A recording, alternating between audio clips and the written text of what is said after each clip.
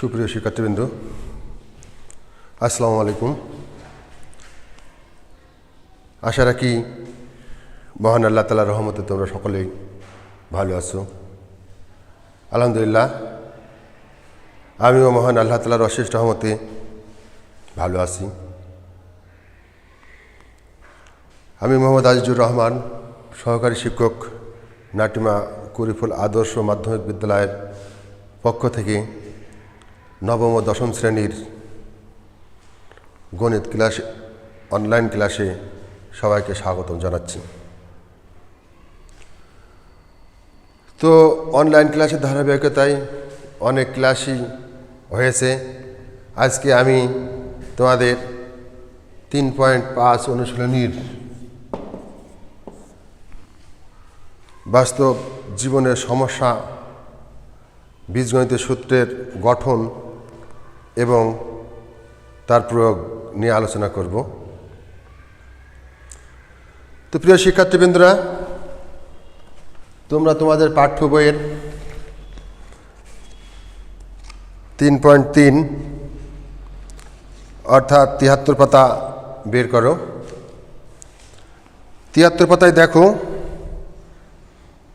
26 নম্বর অঙ্কে কি বলা আছে। 26 নম্বর সমস্যা, মুনাফার একই হারে, লিখি সমস্যাটা, মুনাফার একই হারে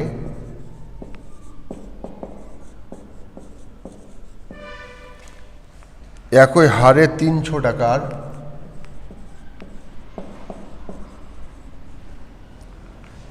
টাকার 4 বছরের সরল মুনাফা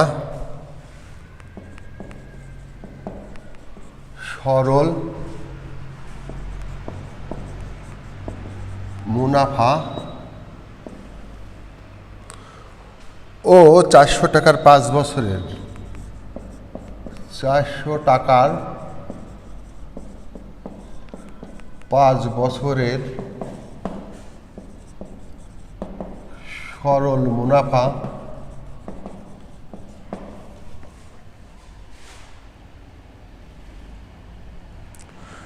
মুনাফা একত্রে 128 টাকা, একত্রে 128 টাকা হলে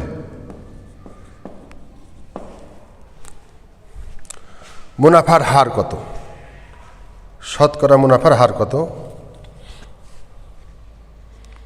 বা মুনাফার হার কত?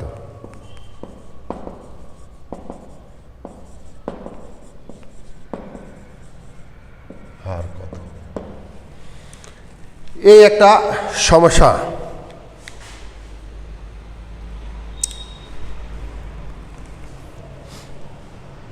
প্রিয় শিক্ষার্থীবৃন্দ,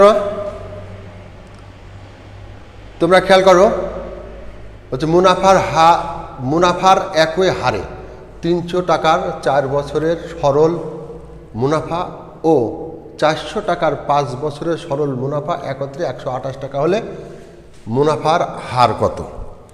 এই সমস্যাটি আমাদের সমাধান করতে হবে। তো আমরা আস্তে আস্তে সমাধানের দিকে এগোই। আমাদের কি বলা আছে? মুনাফার হার কত?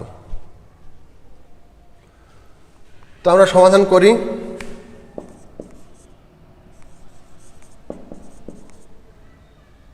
সমাধানে কি আছে? তাহলে আমরা প্রথমে লিখে নিতে পারি কি, মনে করি মুনাফার হার x%। মনে করি মুনাফার হার x%, যেটা আমাদের চেয়েছে সেটাই লিখে নিলাম। তো সরল মুনাফার ক্ষেত্রে আমরা কি জানি? আমরা জানি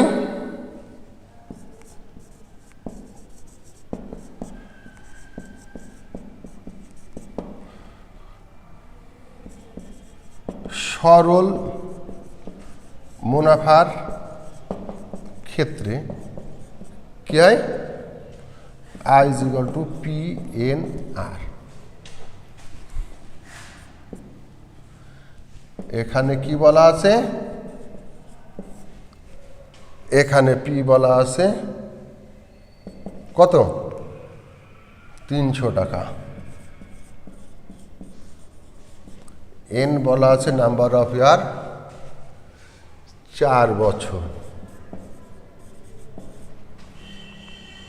আর বলা আছে কত, x%, তার মানে x/100। তাহলে আই ইজ ইকুয়াল টু কত হবে, হোয়াট।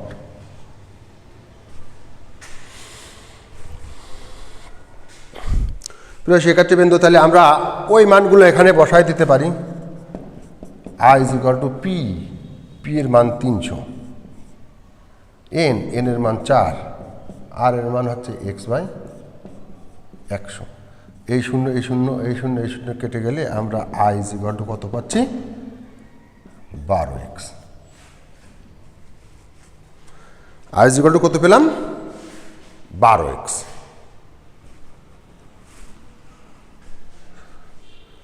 তো প্রিয় শিক্ষার্থীবৃন্দ, আমরা উপরের দিকে মুছে দিলাম, দেখি এরপরে কি করা যায়।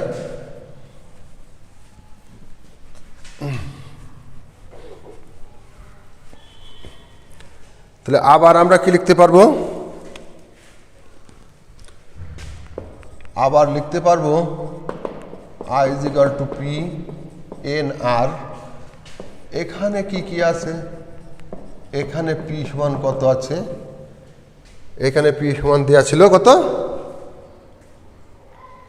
400 টাকা। 400 টাকা। এন সমান দেওয়া ছিল কত, 5 বছর, 5 বছর। আর হচ্ছে x/100। তাহলে আই ইজ ইকুয়াল টু এখানে হট। তাহলে আই এর মান আমরা এখান থেকে বের করে নিতে পারি। আই ইজ ইকুয়াল টু কত হচ্ছে, 400 গুণিত এন হচ্ছে 5, আর এটা হচ্ছে x/100। 100 কাটা গেল, তাহলে আমরা কি পাচ্ছি, I is equal two 20x।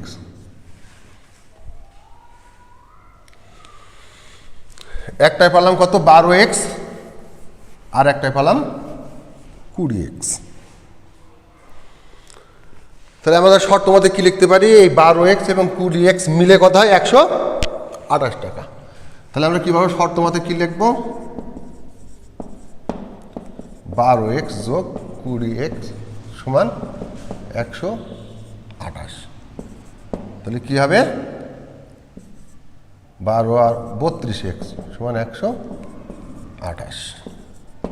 তাহলে x সমান কত হবে, 128 ভাগ 32। তাহলে কত হয়, 4 32 128। 32 32 গুণ 64, 3 4 32 কত হয়, 128, 4। তাহলে আমরা কি পারলাম, একই হার মুনাফা, অর্থাৎ সেই মুনাফাটা পেলাম কত, 4%। আমাদের প্রশ্নে কি বলা ছিল যে মুনাফার হার কত। তাহলে আমরা কি লিখতে পারি এখানে, অতএব মুনাফার হার 4%। কি লিখব, অতএব মুনাফার হার 4%। এই আনসার। প্রিয় শিক্ষার্থীবৃন্দ, একটা সমস্যার সমাধান তোমরা পেয়ে গেছো। এবারে আমি ক্লাসের ধারাবাহিকতায় তোমাদের আর একটা সমাধান দেখাই।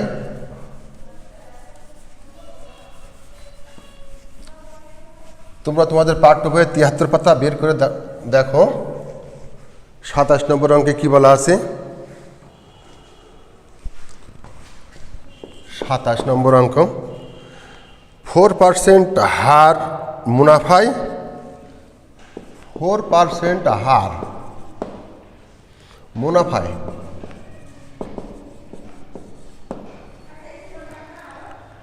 4% হার মুনাফায় কোনো টাকার 2 বছরের কোনো টাকার 2 বছরের সরল মুনাফা ও চক্রবৃদ্ধি মুনাফার পার্থক্য। সরল মুনাফা ও চক্রবৃদ্ধি মুনাফার পার্থক্য।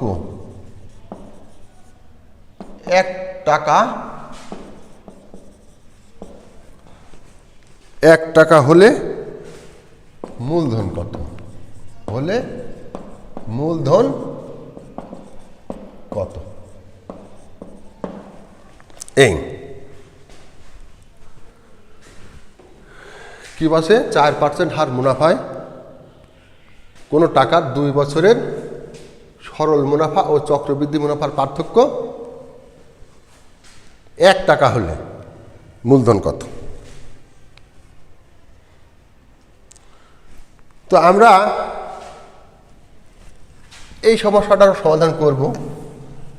তো দেখি মূলধন কত বলেছে, সেহেতু আমরা কি মনে করি মূলধন কত? মনে করি মূলধন x টাকা। ধরে নিলাম মনে করি মূলধন x টাকা। তো সরল মুনাফার ক্ষেত্রে আমরা কি জানি?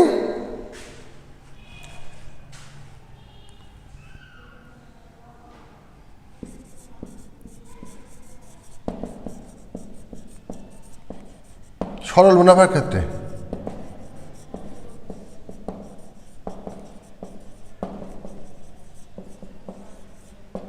সরল মুনাফার ক্ষেত্রে কি জানি আমরা? I = PNR। এখানে কত পাবানি? এখানে P মূলধন সমান x টাকা ধরে নিয়েছি। x টাকা। N কত হচ্ছে? 4% হার সরল মুনাফা কোনো টাকা 2 বছরের। N হচ্ছে 2 বছর।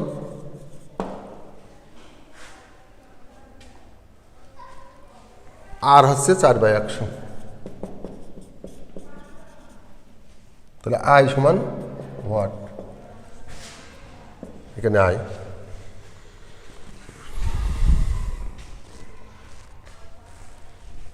তো আমরা I বের করে নিতে পারি এখান থেকে। I সমান কত? P কত? X। N 2 বছর 4/100। I = হবে নি 2x/25। 2x/25। এখন আমরা চক্রবৃদ্ধি মুনাফার ক্ষেত্রে কি জানি সেটা দেখি। চক্রবৃদ্ধি মুনাফার ক্ষেত্রে কি?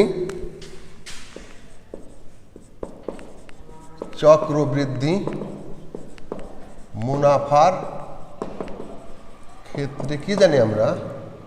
C = P × 1 + R whole to the power n। 1 + R whole to the পাওয়ার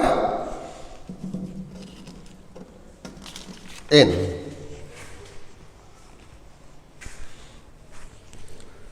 তাহলে এখানে কি আছে?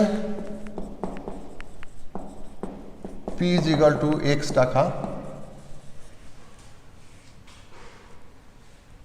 n = 2 বছর, R = 4/100। তাহলে এখানে C = হট বের করে নিয়ে আগে, তারপরে লাভটা বের করবানি। তাহলে কি দেওয়া আছে? C এর মান কত পাচ্ছি আমরা? C x × 1 + 4/100 2। তাহলে C এর মান কত? x × 1 + 1/25 2। তাহলে C এর মান কত আছে? এখানে যোগ করলে 25, 25 + 1। তাহলে C এর মান কত আছে? x। এখানে 26/25 এর স্কয়ার। তাহলে সি কত পাবো আমরা, নিচে 25 25 625 আর 676 এক্স। এটা কি সবৃদ্ধি মূল। চক্রবৃদ্ধির ক্ষেত্রে আমরা কি পাই, সবৃদ্ধি মূল পাই। তাহলে চক্রবৃদ্ধি মুনাফা কত হবে আমাদের, চক্র বৃদ্ধি মুনাফা সমান কি হবে, এখানে আছে কি 676 এক্স বাই 625 বিয়োগ আমাদের কত, মূলধন আছে এক্স টাকা, বিয়োগ করলে কত হবে 625 676 এক্স মাইনাস 625 এক্স, অর্থাৎ কত হবে 51 এক্স বাই 625 এম। প্রিয় শিক্ষার্থীবৃন্দ, আমরা ইতিমধ্যে দুইটি মুনাফা পেয়ে গেছি। একটা হচ্ছে সরল মুনাফা আর একটা চক্রবৃদ্ধি মুনাফা। সরল মুনাফা পেয়েছিলাম কি 2x বাই 25, আর চক্রবৃদ্ধি মুনাফা পেয়েছি কত 51x বাই 625। এখন আমাদের শর্তে কি বলা আছে, এই দুটোর পার্থক্য 1 টাকা বলা আছে। শর্ত মতে কি লিখবো আমরা, 51x বাই 625 2x বাই 25 সমান 1 টাকা। তাহলে 625 লসাগু, 51x মাইনাস 25 25 দুগুণে 50 লসাগু, x সমান 1 টাকা।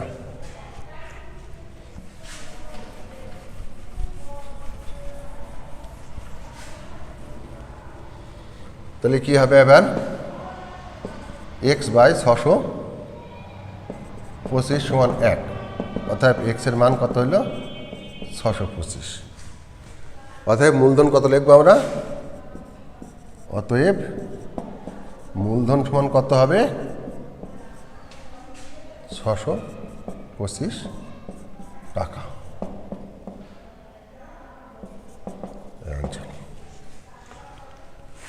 যাই হোক প্রিয় শিক্ষার্থীবৃন্দ, তোমাদের পাঠ্য বইয়ের পরপর দুটো অঙ্ক সমাধান দিলাম। যাই হোক তোমরা এর পরের থেকে পাঠ্য বইয়ে যে কটা সমস্যা আছে বাড়ি দেখতে থাকবে, করতে থাকবে। যদি সমস্যার সম্মুখীন হও তা আমার সাথে আলোচনা করলে আমি সমস্যার সমাধান দেওয়ার চেষ্টা করব ইনশাল্লাহ। তোমরা বাড়ির থেকে বাদবাকি অঙ্কগুলো করে নিয়ে আসবে, এই প্রত্যাশায় আজকে শেষ করছি। সবাইকে ধন্যবাদ। খুদা হাফেজ।